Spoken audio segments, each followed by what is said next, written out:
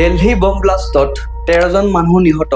আৰু কেইবাজন মানুহ আহত সঠিককৈ গম পোৱা নাই যে কোনে একচুয়ালি বম ব্লাষ্ট কৰিছিল কোৰ পৰা বম ব্লাষ্ট হৈছিল কোনে আছে ইয়াৰ আৰত কোন হে অৰ্গানাইজেচন কোন হেখিনি মানুহ বা কোনটো দেশৰ মানুহ আমি এতিয়ালৈকে গম পোৱা নাই কিন্তু তদন্ত চলি আছে আৰু আমি অতি সোনকালে গম পাম কিন্তু এই ভিডিওটোত আমি কথা পাতিবলৈ ওলাইছো আমাৰ অসমত হৈ যোৱা এটা এনেকুৱা সন্ত্ৰাস আমাৰ অসমত হৈ যোৱা এনেকুৱা এটা বম ব্লাষ্ট যেটোৱে সমগ্ৰ অসম কপাই তুলিছিলে হয় আপুনি সঠিক গম পাইছে 30 অক্টোবৰ 2008 30 অক্টোবৰ 2008 ত এনেকুৱা এটা বম ব্লাষ্ট হৈছিলে অকল গুৱাহাটীতে হোৱা নাছিলে সম্পূৰ্ণ 13টা জাগাত বম ব্লাষ্ট কৰা গৈছিলে যেটো বম ব্লাষ্টত 80 জনতকৈ অধিক মানুহ নিহত হৈছিলে আৰু 500তকৈ অধিক মানুহ আহত হৈছিলে মই মোৰ এটা সৰু কাহিনীৰে এই ভিডিওটি আৰম্ভ কৰো মই আছিলো তেতিয়া ক্লাস 5ত মই মোৰ পাপাৰ লগত পাপাৰ সাইকেলৰ পিছত বহি পেলাই সুপাৰ মাৰ্কেটৰ পিনে আছিলো এনেতে ভাবিলো 10:30 মান বজাত যে আমি গণেশগুৰিত যাও হাকপাছলি কিছুমান বজাৰ কৰি আনো কিন্তু সিদ্ধান্ত বেলেগ আমি নগলো আমি ঘূৰি আহিলো ঘৰ আৰু 1 ঘণ্টা পিছত আমি গম পালো শুনা পালো যে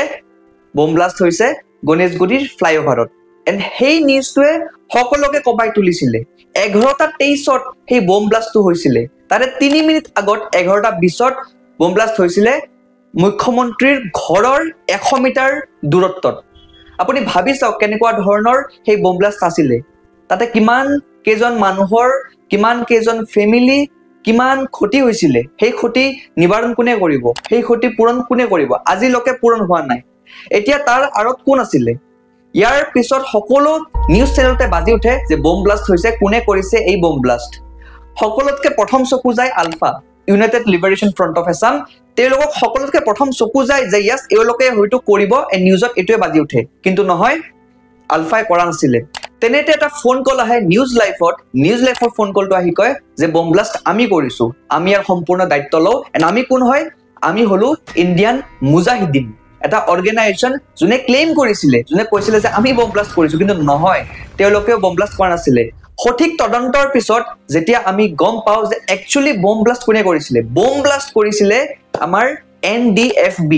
national Democratic Front of Bodoland ইয়াৰ আৰত আছিল ৰঞ্জন দৈমাৰী আৰু তেওঁৰ লগত থকা মানুহখিনিয়ে সেই গুটে ঘটনাটো সেপ্টেম্বৰ 2008 ৰ পৰাই প্ল্যান কৰিছিলে এন্ড 30 অক্টোবৰ দিনা এই ঘটনাটো সংঘটিত হৈছিলে এই ঘটনাটোৰ এটা দশকৰ পিছত অৰ্থাৎ 10 বছৰ পিছত 30 জানুৱাৰী 2019 ত গুৱাহাটী হাইকোৰ্টে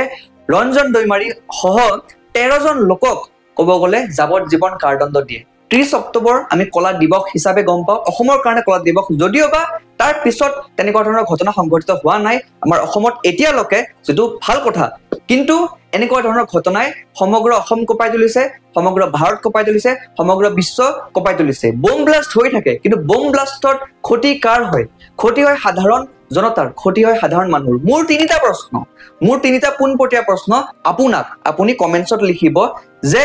যেটো ঘটনা হৈ গল দিল্লীত বা যেটো ঘটনা হৈ গৈছিলে জাপানত বা যেটো ঘটনা হৈছিলে আমাৰ অসমত আমাৰ গুৱাহাটীত আমাৰ বঙাইগাঁৱত আমাৰ বৰপেটাত আমাৰ কোকৰাঝাৰত এই গুটেখিনি জাগাত যে আমাৰ যে বম ব্লাষ্ট হৈছিলে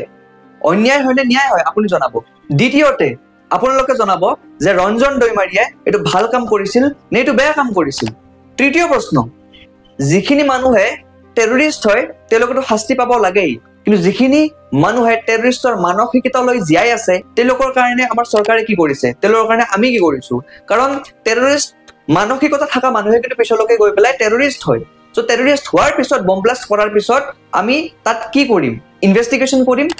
হেখিনি হ'ব আলটিমেটলি কিন্তু এতিয়া আমি কি পদক্ষেপ লব পাৰো আমাৰ অসম চৰকাৰ ভাৰত চৰকাৰে কি পদক্ষেপ লব পাৰে আপোনালোক কমেন্টছত জনাব যে আমি কি ধৰণৰ আচনি আমি কি ধৰণৰ প্ৰচাৰ আমি কি ধৰণৰ কথা ক'ব পাৰো সোশ্যাল মিডিয়া মাধ্যমত এইখিনি আসলে এইটো ভিডিওত ধন্যবাদ যদি আপুনি চাই ভাল পালে ভিডিওটো আশা কৰো আমাৰ গুটেই ভাৰতখন গুটেই অসমখন গুটেই বিশ্বখন যাতে শান্তিত থাকে আৰু শেষত এটা কথা ক'ব বিচাৰিছো জুবিন দাৰ এটি গান শান্তি দিয়া মুক্তি দিয়া সোণৰ অসম ৰচিবলে ধন্যবাদ